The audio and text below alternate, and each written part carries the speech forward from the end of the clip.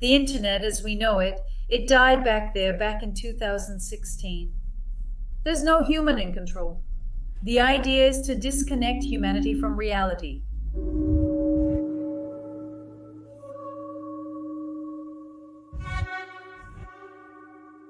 Imagine a world where every piece of information you consume, every website you visit, and every content you watch is carefully manipulated to keep you trapped in a vicious cycle of repetition and distractions.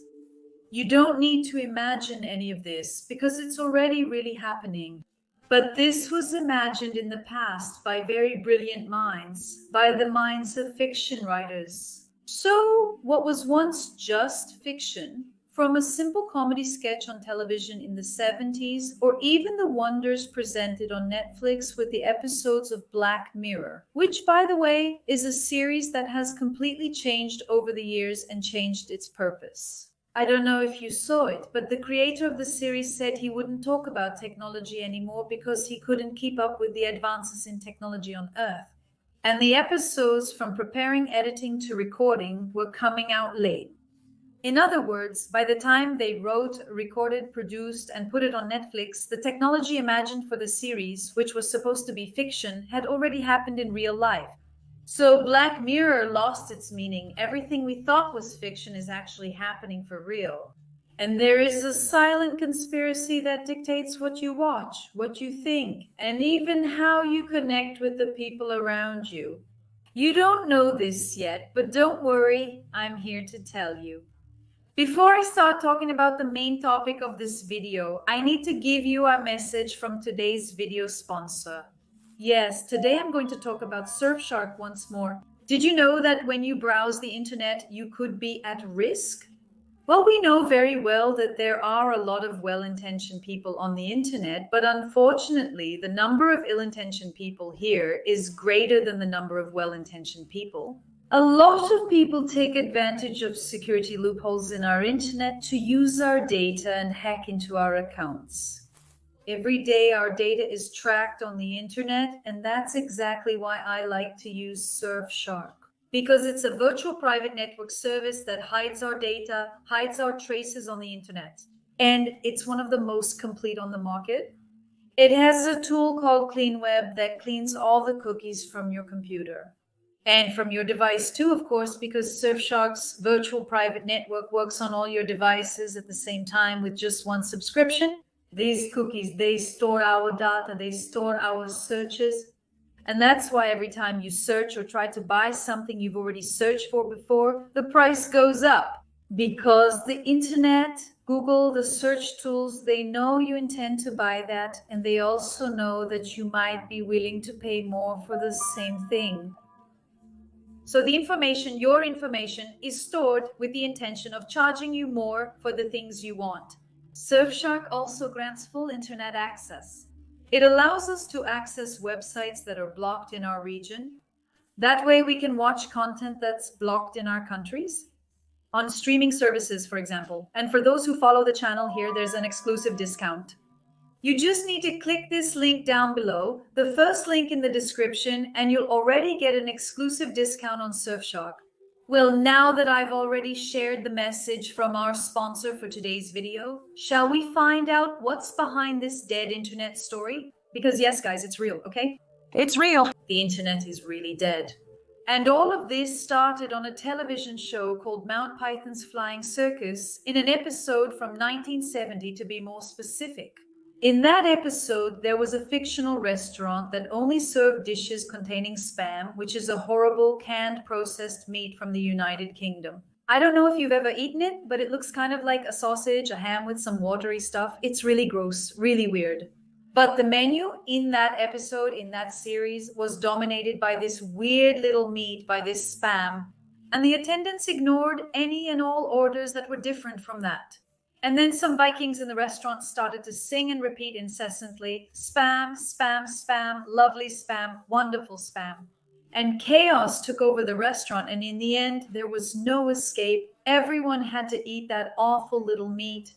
The subliminal message behind this episode was released, and almost no one noticed.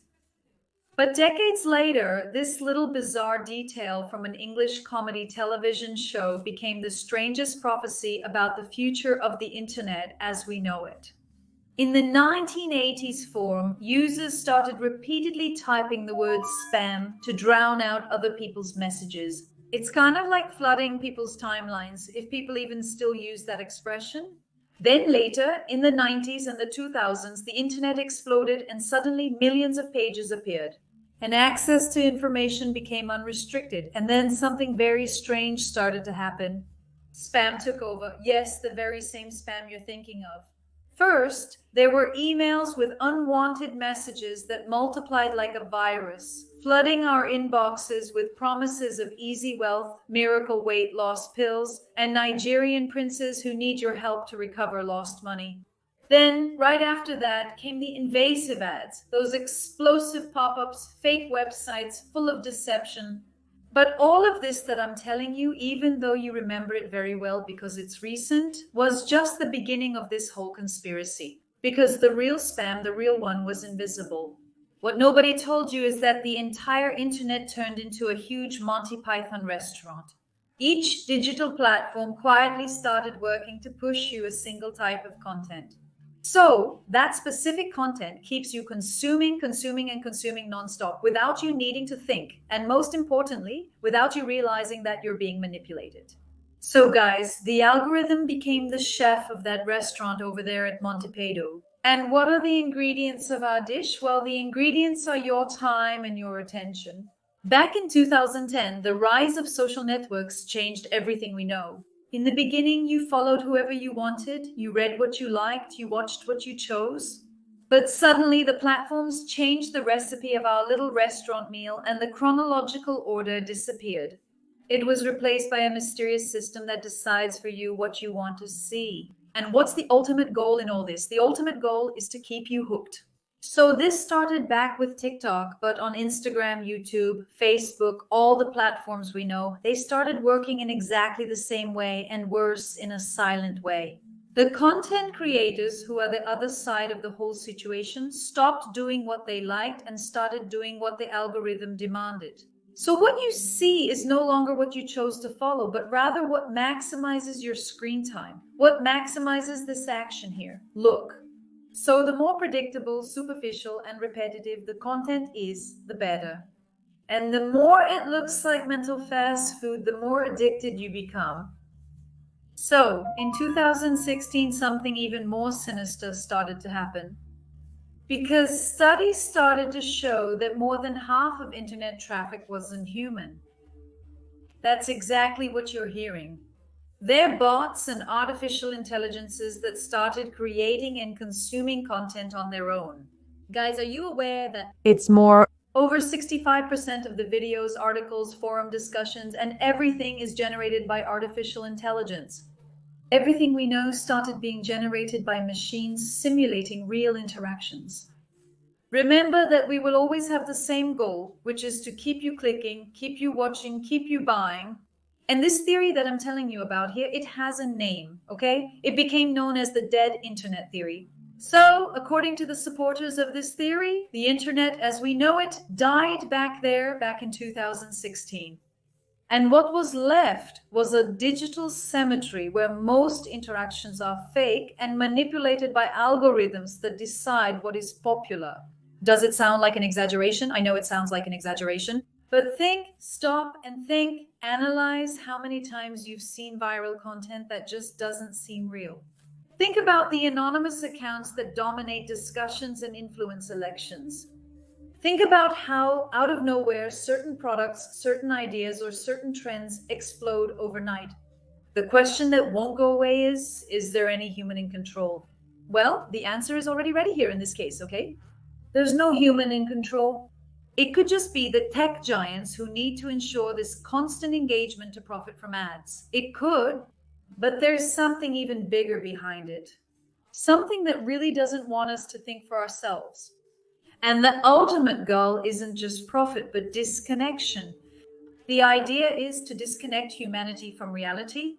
And that's exactly why I do this work here in person, physically. It's not an artificial intelligence. It's not artificial intelligence. Look, I can touch my face. I have a tongue. I have teeth. Look here, even filled teeth, okay? I have human skin, which is not artificial intelligence. That's exactly why I still keep doing this work. Because there's a whole opposing force trying to disconnect you from reality. To create a world where no one questions anything, where information is chewed up and delivered in a standardized way, where you never have to think critically again. And guys, critical thinking nowadays is something so scarce that I would say it's becoming extinct. So today's spam is no longer just that annoying thing or a robot trying to sell you something. Spam is a way of how information is being distributed. It's the manipulation of what you see, what you believe, and even who you are, your very being. People nowadays are very influenced by what they see on the internet, and they start to become what they saw on the internet. Then you might think, but Carol, is there a way out of this? Although I personally think there is no way out of this, there are some theorists who argue that we need to regain control. And for that, we would need to start consciously choosing what we consume. We must reject recycled and superficial content. That's why I believe it won't happen, as people won't do that. We would also need to look for reliable sources. We would need to follow independent creators, especially those who actually produce some real content. One more thing that won't happen, because creators who actually produce content are the scum of the platforms. The platforms choose to deliver empty content precisely to keep this system running. We would also need to question the reality that is presented to us. In other words, look at that and understand from a critical point of view whether that is real or not. In the end, it seems like the final decision is ours. It seems like we are the ones who choose what we are watching, but that's not true. And that's why I always tell you, don't wait for the YouTube algorithm to deliver a new video of mine, a live stream of mine, or a new video from your favorite content creator. Don't wait. Why? Because the algorithm will give you what benefits it. In other words, since it's manipulating you, it will give you what makes you even more manipulated. So pay close attention to that, okay? You choose what you want to watch. For example, come here on YouTube, type my name, go to my channel, and handpick the video you want to watch. Don't go by YouTube's For You, which chooses a video for you to watch. Sometimes the For You is choosing a video that's popular here on the channel, but maybe it won't change anything in your life. Maybe it's not even a topic you're interested in. And guys, everything that's happening with the internet is real, okay? These technologies, these bots, these artificial intelligences, they manipulate our behavior to make us more susceptible, more vulnerable, and especially manipulated people, vulnerable people, tend not to have critical thinking when making their decisions. So all of this is a process that has been built up, noticed, since way back, since the 1980s. This process is being built, and soon people won't recognize themselves anymore and won't be able to maintain true human relationships anymore. The dead internet theory is to blame for all of this. It's the explanation, right? The blame is on the algorithms of the machines, and we are being made fools by these technologies. I'm going to end with another video. I came here, shared the big news, and now I'm leaving. And I really hope you enjoyed this reflection and interesting topic that I brought here for you on the channel today. Comment down below what you think about this. And if you've already noticed this manipulation in your life, I'll see you in our next videos. Bye.